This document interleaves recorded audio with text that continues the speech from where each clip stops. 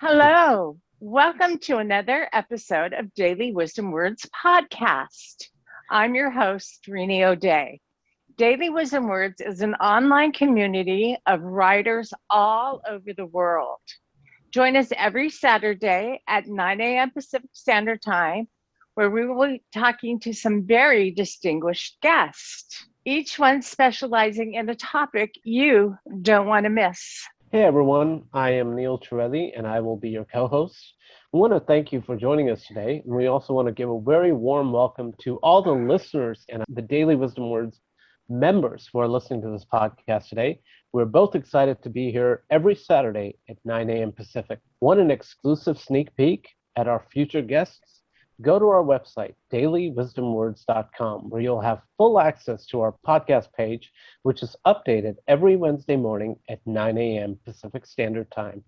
The link of the podcast page is posted in the description. On that page, not only will you see the upcoming guest, but you'll also be able to submit a question for that guest.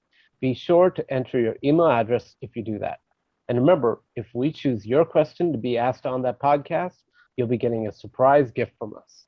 You can also submit any feedback and suggestions you have for the podcast. We want to hear from you. Today, we are joined by the winner of the Daily Wisdom Words Spring Poetry Contest, Sarah Temple. Hey, Sarah. Welcome Hello. to our show. It's so good to have you here. And big congratulations for winning the contest. Thank you. So the piece you wrote, it was so beautiful. Would you mind reading the short story for our audience? Yes. At 15, I lost hope walking into the burn unit at university in Denver. My 13-year-old brother by my side. We spoke to doctors, walked into a unit, caught a glimpse of what remained of our father. Those memories haunt. They linger as he lived 4 days, 4 long days. There was no help for the trauma we felt. We became a product of our environment and lost to the streets. It says at 15, but it was at 17, I watched a gang shooting. Nothing like TV.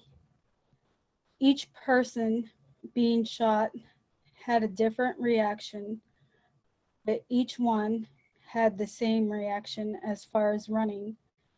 My reaction was to be still.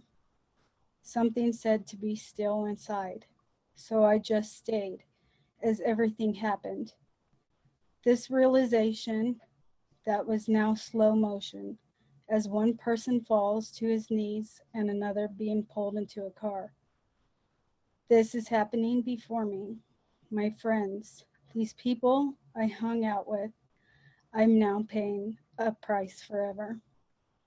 At age 25, I got pregnant. My due date was the same time as my brother's. My brother got the winning hand in this game. As I laid my stillborn daughter to rest, it was through my pregnancy I learned hope. I found the true meaning of happiness.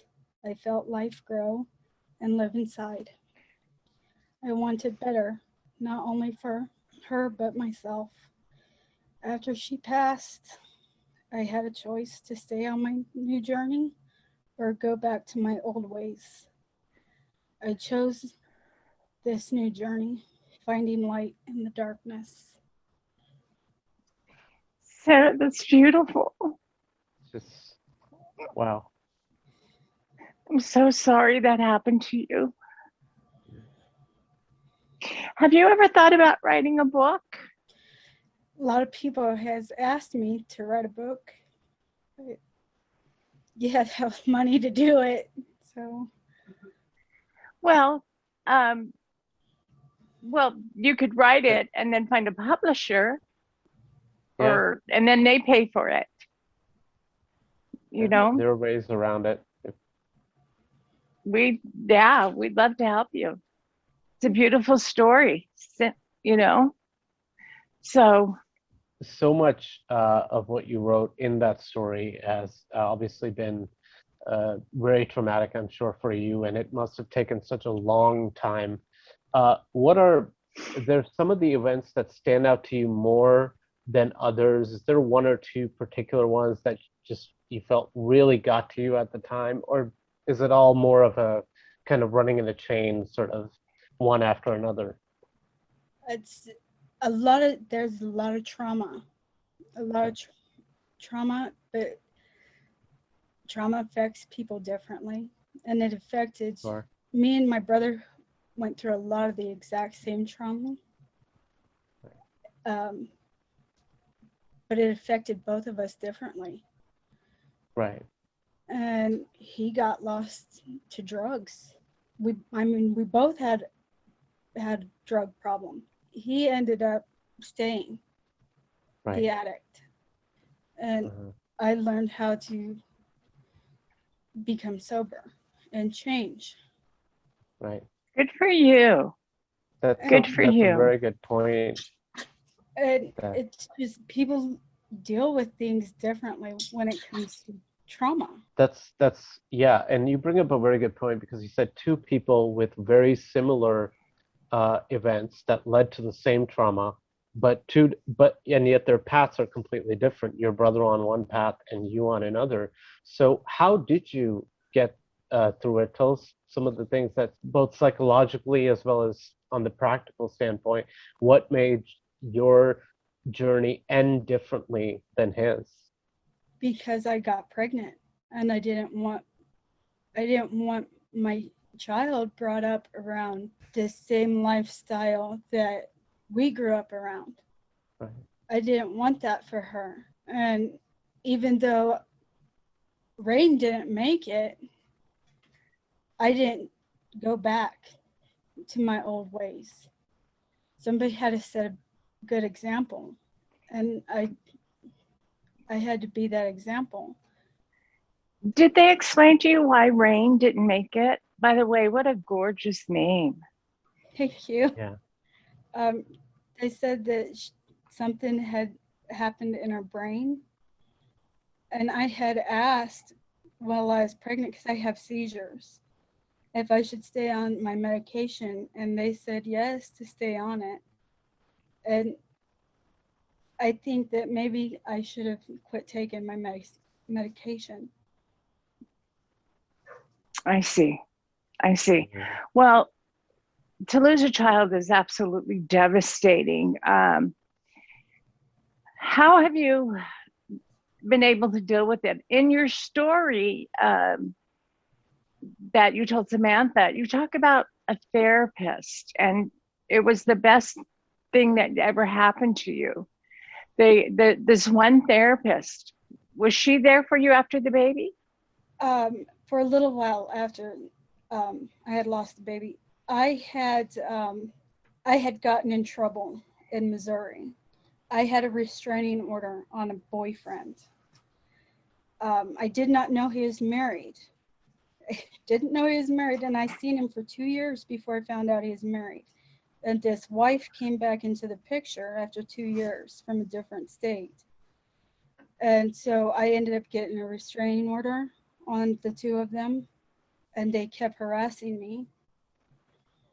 And the sheriff in town said that there wasn't nothing he could do. They were putting ropes in front of my house. They would drive past my house and shine their headlights in my window at like 2 in the morning, 3 in the morning. He would call my mom in Colorado and say that he was going to kill himself. I mean, just stupid, petty stuff like that, but it would be nerve-wracking. So I was wrong by going and taking the law into my own hands and busting out car windows. But it did get her to leave me alone, her and him both. And the police wouldn't help you, correct? No, they didn't. Yeah, they didn't help you.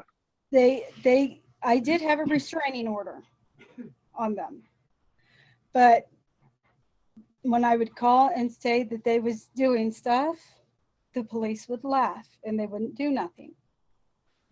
And so I just went and I busted out the car windows. I was wrong. Then I was the one in trouble. And they ended up putting a restraining order on me, and their restraining order no longer held up. Wow. And I ended up getting a felony charge for tampering with a motor vehicle. And A felony? yeah, for tampering with a motor vehicle. And I had to pay a fine, and I was put on probation for 6 years. That was probably the best thing that ever happened to me, because I had to do mandatory counseling and all that. And through that counseling, I met Donna Peisner. And she's the therapist? And she was the therapist that helped me.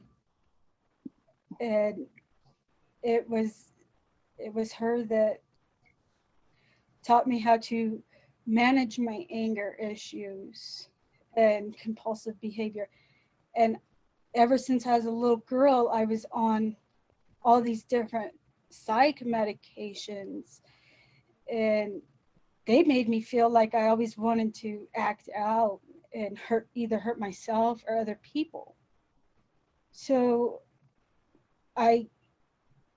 through talking to her, she helped me to understand that I didn't need that medicine.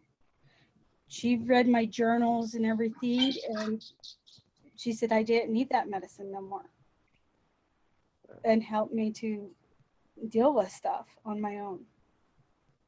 Well, that's good. I mean, yeah. And that was in a way, kind of a blessing that I did act out and we met. Good for you. I'm a firm believer that everything happens for a reason. Absolutely. It absolutely definitely. does. It absolutely does. That's, you mentioned, we talk about therapy and how helpful that has been to you. Has writing had the same impact on you as well? Because you're such a phenomenal writer. So can you talk about when and how did you start writing, and does it also give you that therapeutic feeling and a feeling of catharsis?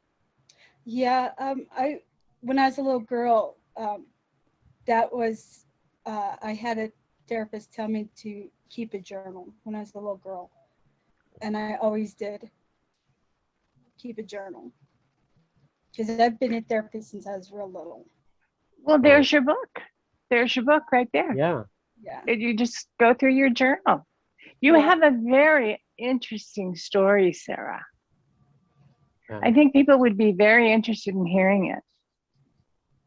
Yeah. It's so inspirational. You know, one can read it and get so much out of it, you know, from your story and the events surrounding the story and just the system in general. There's so much there. I mean, I feel there's a book just waiting to come out of you. Exactly. So what made you join the spring poetry contest, short story contest? I just seen a thing on Facebook, and I just started writing. I just put it in there. Well, you have a gift, and that's how the universe works. Yeah. You see, you won. Yeah. Were you surprised? I was very surprised. And then my grandma's like, that is a scam. Somebody's scamming you. Why would you do that? Why would you put anything on there? You know that that's a scam. I'm like, okay. Well, here you are. So you can show Grandma this. Hi, Grandma. We're not, we'd never take advantage of Sarah. No. And your granddaughter is a phenomenal writer, and we were so excited when we read the entry and to announce her as the winner. So there you go, all the proof needed. Thank you, guys. Sarah, do you maintain contact with any of the family members? Your story is very complex. You had an aunt and a cousin that manipulated you for many, many years. You know, they turned you against your father. Your mother really wasn't there. So That's what they said. They tried to say my mom wasn't there. Stuff like that. It was very bad childhood. Very different. Not the worst, by all means, because there's always somebody that's got it worse. But it was very, very bad childhood. And yeah, my mom is here for us. Good. My mom is always. Right. Mom should be. Yeah, my mom has always been there for us. But according to our aunts and everybody, she hasn't been. So you were being manipulated. Yes, we were being manipulated by our aunts. Poor thing. Yeah. You know, have you forgiven, or is it just something you don't want to let go? You have to forgive. You have to forgive for you, for yourself, in order to let go. But you don't have to take it. You don't have to continue to take it. And that's why I try to tell my grandma, because they love to repeat the same behavior over and over and over. And that's called gaslighting. Yeah. And I don't have to sit there and continue to take it. No, you don't. So, no, I don't have to talk to them. I can say hi when they're around, you know, and be polite, but I don't have to be their friends or anything like that. Good. Yeah. Good for you. If someone asked me to describe you in one word, I would say brave. And do you feel my grandma would like us to all get along with each other and stuff, right. But we can't do that when people are that way. No. Yeah, so true. Yeah. Do you feel supported in your current environment? Can you talk a little bit about, first of all, what is the current living situation, and do you feel supported in the environment you are in right now? No. I take care of my grandma. My grandma is she's 86 now. I take care of my grandma.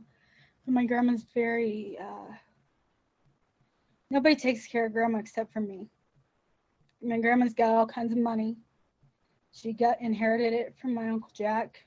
I was the one who took care of my Uncle Jack before he died. And then grandma ended up inheriting everything. He was supposed to leave me a house. And everybody said that I didn't need the house, need one of his houses, because because I was on disability, so I didn't need help. So my grandma got all of his money, and now I take care of my grandma. And she's very, very mean. Well, and then everybody talks about me. They all talk about me, but I'm the only one that's there to clean up her messes. Sarah, sweetie, when people talk about you, they're really talking about themselves. You did nothing wrong. You did nothing wrong. And look at you. You're taking care of your grandmother. You are a brave, strong woman. And does your grandmother have a will? Have you seen someone about? She has a trust like Uncle Jack, and all her kids will get the money. And it's not about the money or anything like that. It's principle. Please don't take it the wrong way. Please don't take it the wrong way. That's what I'm saying. I don't want anything from her. I don't want anything from them except for them to acknowledge that it's principle. If people is there taking care of you, you should thank them.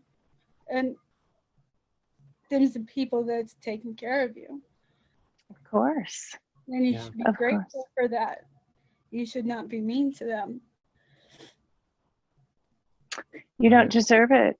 You don't. Well, we have talked about how writing can be cathartic. So maybe, put your feelings on paper and sell a book.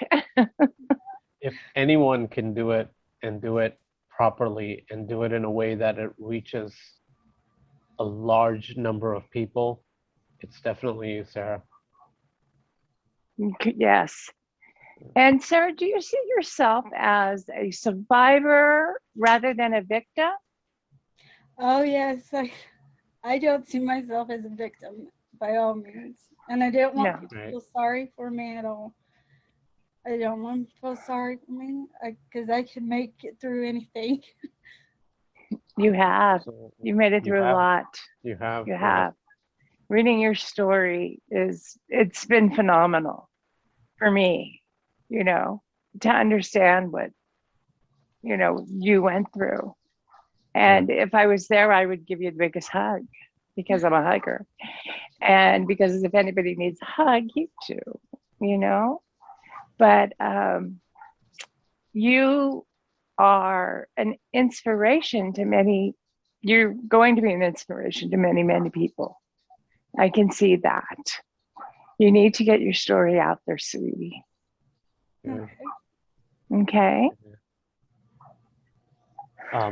One thing that you're a survivor, an inspiration, and a hero after, I'm sure, a hero to so many people after they watch this podcast. And one thing I would imagine that to get to that point, especially psychologically, is faith. What is the significance of faith, and what does it mean to you, and what role does it play in your life? What does faith mean, do you mean? Yeah. Oh, I guess to me, when I was a little girl, the best way to explain it is I would pray to God to let me die. I can remember laying on the floor and praying to God to please let me die. I wanted to die. And now that I'm older, I understand that He didn't want me to die. Then He wanted me to understand life. I had to learn what life meant. I had to go through all this stuff and see what life was about. I had to understand what other people's, like their traumas was, their struggles was. My life wasn't so bad. That person's life was bad compared to mine. And I wanted to lay there and die as a child. No, it wasn't. Glad you didn't. Yeah. Yeah, I didn't have it so bad because somebody else has it worse. Yeah. So I had to understand life before I die. Now, do you write poetry at all? Yeah, some. Okay. We had a writer on. Her name is Catherine Mellon, and she put her story in poetry, and it's very beautiful. She was one of our earlier podcasts. Maybe you could put your story in poetry. Okay. Yeah.